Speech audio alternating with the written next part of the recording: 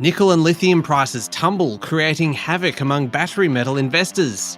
Prime Minister Anthony Albanese starts to talk about a Trump presidency. And the national median rent value pushes above $600 per week for the first time.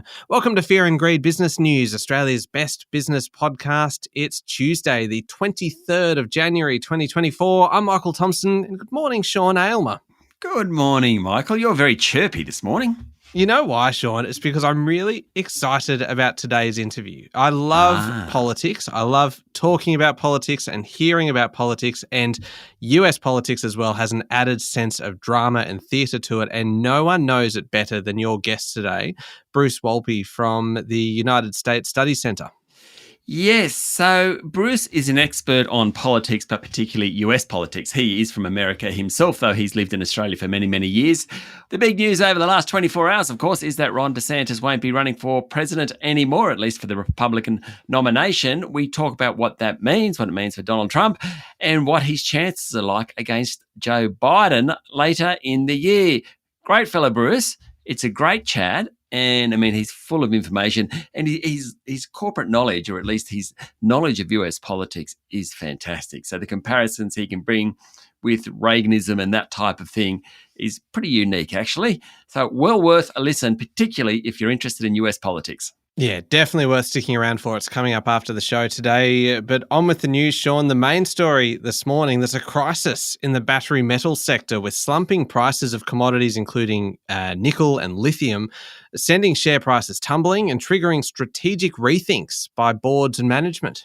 Yes, very big news. It's been happening for the last couple of weeks, really. Lithium prices were down 80% last year, hitting a 3-year low as an oversupply of the alkali metal combined with lower demand triggered a near-perfect storm. Lithium is used in batteries as well as for medicinal purposes, and the number of producers and output has surged in recent years. The lower demand comes on the back of pessimism about demand for electric vehicles, particularly in China. EV sales have also plateaued in the US.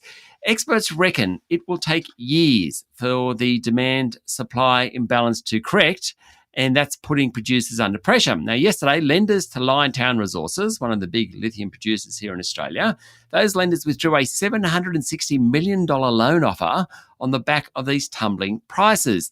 The loan was arranged in October last year, and it includes the big four banks. The money was going to be used for the group's Kathleen Valley mine in Western Australia, and following the announcement, Liontown's share price fell 21%. It's not just Liontown that's being hurt. Sayona Mining, Mineral Resources, Pilbara Minerals, their share prices were hammered yesterday, and they've already fallen a long way on the back of those much lower lithium prices. And Sean, I mentioned nickel before. It's trading around 3-year lows at the moment. What's happening in that market? In some ways, it's even more interesting. Nickel's used in all sorts of things, from coins to wires, stainless steel to gas turbines, and of course, batteries. The metal is struggling with much higher inventories and the weak recovery in China. Also, countries like Indonesia, the Philippines, and China, particularly Indonesia, which has been backed by Chinese money, those countries are all increasing supply. In fact, one of the main authorities in the sector, Nickel Industries Managing Director Justin Werner, recently warned that Indonesia will flood the market with supply for years to come. Yesterday, the Financial Review reported that billionaire Andrew Forrest is shutting the West Australian nickel mines his private company Wyloo bought for $760 million 6 months ago, basically bowing to the supply glut. Basically, there will be about 1,000 jobs across Western Australia lost as a result of this crisis in the nickel sector. Now, the mines near Kambalda will go into care and maintenance from May 31. It's not just Wyloo that's doing it. Mining group South32 yesterday said it's looking to retool its Colombian nickel mine in response to the tumbling prices and threats from Indonesia. First Quantum has already shut its Ravensthorpe mine, and BHP is looking to cut costs in its nickel business. So the lithium and nickel companies are in all sorts. All this is happening just as the coal companies get interesting again, Michael. Yeah, it's a fascinating time all round, isn't it? How did local markets perform yesterday, Sean? The S&P ASX 200 closed up 0.8% to 7,477 points, with the big banks leading the way. Consumer stocks also did well, while materials and utilities were the underperformers. ANZ was the best of the big four, rising 1.4%. Commonwealth Bank, National Australia Bank and Westpac were all up around 1%. Wesfarmers did very well. It was up nearly 2%. Goodman had a good day.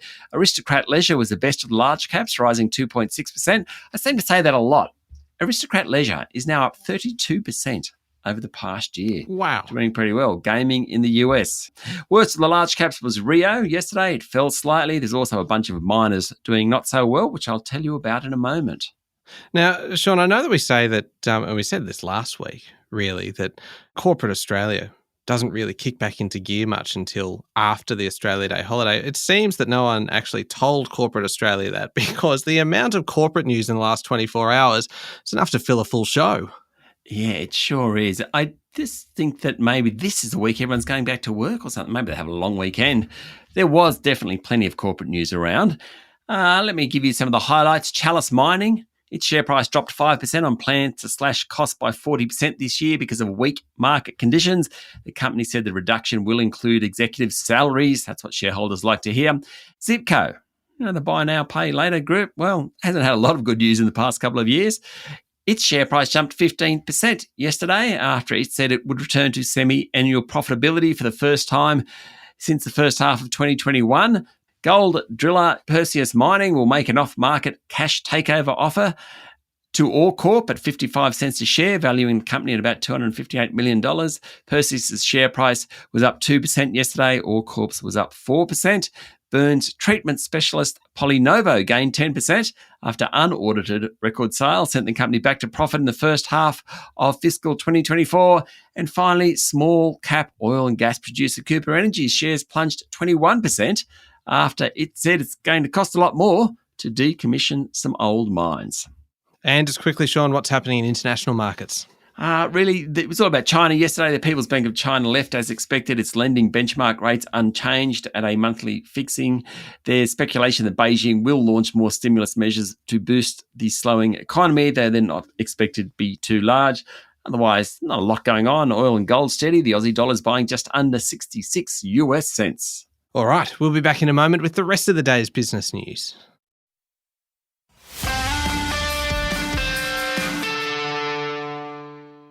Sean, Prime Minister Anthony Albanese says the federal government has been working throughout January on new options to help with the cost of living pain being felt by many Australians. Ahead of tomorrow's meeting of Labor MPs in Canberra and the Prime Minister's speech on the economy at the National Press Club on Thursday, Mr Albanese said the government wants to help people without putting pressure on inflation. He said the government is willing to provide low and middle income earners with support. Albanese also wants to bring down prices at the checkout, including through a review by former Labor Minister Craig Emerson and the competition watchdog.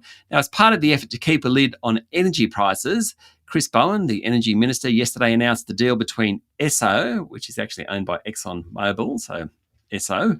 Esso is the East Coast's largest LNG producer.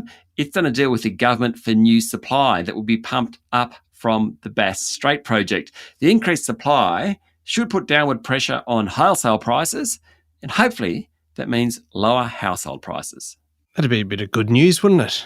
It would. I mean, they've sort of worked very hard on energy prices, but energy's still very expensive. Yeah, it is. Now, Parliament is still a couple of weeks away, Sean, but things are just heating up a wee bit in Canberra. They are. It emerged yesterday that the federal government has paused a visa program allowing wealthy overseas individuals who invest more than $5 million into the country to live in Australia. The Significant Investor Scheme, or so-called Golden Visa, was designed to attract Chinese citizens who comprise the vast majority of successful applicants. Well, that's been put on hold. And the Prime Minister is confident, Sean, that the AUKUS deal would survive a Donald Trump presidency. It's not really a moot point because the current deal was signed under the Biden administration, and plenty of Republicans are worried about submarine knowledge leaking to Australia, or at least outside the US. And let's face it, Michael, Trump isn't the most consistent of politicians. Interesting that Mr Albanese was talking about the Trump presidency Now, he was asked about it yesterday, so I suppose he had to respond. But he came out and he said, we'll work with whoever wins the presidential poll later this year because ours is not a relationship between individuals and leaders, but a relationship between peoples, with the S. I don't know whether Donald Trump agrees with that. I just reckon Donald Trump will work with whoever he likes. But it is interesting that the Prime Minister is talking about a Trump presidency. Yeah, and that's actually a question that you put to Bruce Wolpe in today's interview, isn't it? Basically, who would win if it does come down to Joe Biden versus Donald Trump? Yeah, and what that means if Trump wins, what's it mean directly for Australia? And he has a great answer on that. Yeah, it is a really good interview coming up a bit later on. Sean, rent prices have hit a record high with the national median rent value now just over $600 per week, meaning renters are paying median annual rent of $31,252. That is a lot of money. Rents have gone from $437 per week. This is the median rent value, $437 per week in August 2020 to $601 per week as of last month, according to CoreLogic. For the past 3 years, growth in rent values has been 9.1% each year, way above inflation, and, Michael, way above average wage increases. The average annual growth rate in the 2010s was just 2%. Now, no wonder renters are finding it tough. The key reasons for the jump in rent is a fall in the average household size, a rapid increase in population from mid-2022, and a drop in housing investment in recent years. Median rents across the capital city markets range from $745 per week in Sydney to $627 in Brisbane to $535 per week in Hobart. Melbourne and Adelaide were both $565 per week. Combined regionals was $518 per week, which is still a lot of money. The good news is that the pace of growth has definitely slowed, but that last year was still above 8%. Yeah, that is very tough for renters. And homeowners, Sean, are finding it tough too. Almost 1.1 million homeowners are finding it difficult to come up with their January mortgage repayment, according to a new survey from financial comparison site Finder. It shows that 35% of Australians are finding themselves in a difficult position after reassessing their new year budgets. I suppose if there's ever going to be a time where it's hard to pay your mortgage, it's going to be January after all that spending in December. Many homeowners are struggling to stay on top of things. The percentage of those struggling to make loan repayments was down from a record high of 41% in June last year when the Reserve Bank raised the cash rate for the 12th time, but up from 24% 2 years ago when rates were ultra low. That's according to a report in The Australian. Troubled data services company Appen has lost a key contract with Google, which delivered the ASX-listed company $126 million in revenue last year. As a result, Appen's share price, not a good day yesterday, down 38%. Yes, it's no longer on the top 200, Appen. It has had a shocker. In fact, its share price has gone from more than $35 in mid-2020 to 28 cents yesterday. That is massive. Now, its revenue has been heavily concentrated among a handful of big tech companies, including Google and Meta, parent of Facebook. It's really struggled to find its footing since those customers began winding back how much they spend on Appen's services. Appen basically cleans large data sets, then on-sells that good, clean data sets to large companies who are using artificial intelligence. But with ChatGPT, those companies use or automate their own data collection and management, including the cleaning of it. So Appen's services are no longer in as much demand. Really tough time for Appen's management and for shareholders. And as I said, share price about $35 in mid-2020, 28 cents today. What do you mean by cleans large data sets, Sean? Is it just kind of like removing outliers and stripping out information that's not relevant, all that kind of thing? Yeah, and you sort of get all these addresses and you check to see whether the address is still the same address. And, I've bought data sets or I've been in businesses that have bought the data sets, and so much of it, you get a phone number that's wrong or an address that's wrong, that sort of stuff. The idea is that you clean all that so it's the data is relevant and updated, I suppose is a better way of putting it. Yeah, okay, makes sense. Turning to international news now, Florida Governor Ron DeSantis has ended his Republican presidential campaign on the eve of the New Hampshire primary and endorsed Donald Trump. It ends a White House bid that never really got going or met expectations. DeSantis was supposed to emerge as a serious challenger to the former president. He was kind of Donald Trump light, I suppose. But yesterday he said it's clear that a majority of Republican primary voters want to give Donald Trump another chance. Now, New Hampshire's first in the nation primary is on Wednesday, Australian time. DeSantis was expected to run in it, but it now leaves it basically to Donald Trump and Nikki Haley. DeSantis entered the 2024 presidential contest with plenty of support and a political fortune well in excess of $100 million. He also boasted a significant legislative record on issues important to many conservatives, such as abortion and the teaching of race and gender issues in schools. However, he simply was no match for Trumpism. Sean, the US, Egypt and Qatar are pushing Israel and Hamas to join a phased diplomatic process that would start with a release of hostages and eventually lead to a withdrawal of Israeli forces and an end to the war in Gaza. The Wall Street Journal is reporting that while neither side in the conflict has agreed to the terms of the new proposal, Israel and Hamas at least are again willing to engage in discussions after weeks of stalled talks following the end of the last ceasefire on November 30. Negotiations are set to continue in Cairo in coming days. The new proposal, backed by Washington, Cairo and Doha, represents a new approach to diffusing the conflict, aiming to make the release of Israeli hostages kidnapped by Hamas part of a comprehensive deal that could ultimately lead to an end to hostilities. And finally, Sean, a complete change of pace for our last story here. Sports Illustrated, the venerable Bible of sports journalism, is sacking staff and the print version could be going the way of the dodo. Indeed, over the weekend, a number of staff were told to leave the building, while others said they were allowed to keep their jobs for 90 days. According to a report in the New York Times, the magazine has been in decline for years as the internet pretty much annihilated print magazines and cost-cutting turned the weekly publication into a monthly. The company that publishes Sports Illustrated said in an email to employees that it was laying off many of them. It came after the Arena Group, which is that company, had its license to operate the publication revoked. Now, Sean, speaking of publications and newspapers and print, etc., I have been listening to everything else that you said, but something earlier got me thinking about the potential for Donald Trump to end the AUKUS deal and the confidence that Anthony Albanese has that it would kind of continue. And I just thought, imagine if it did get axed. Newspaper headline writers would have a field day, wouldn't they? Because It would just be, and I was just, while you were talking and I was listening, you could test me on anything you've said today and I would pass that test. But these are some of the headlines that I came up with. Trump torpedoes subdeal, AUKUS sinks, nope, Periscope.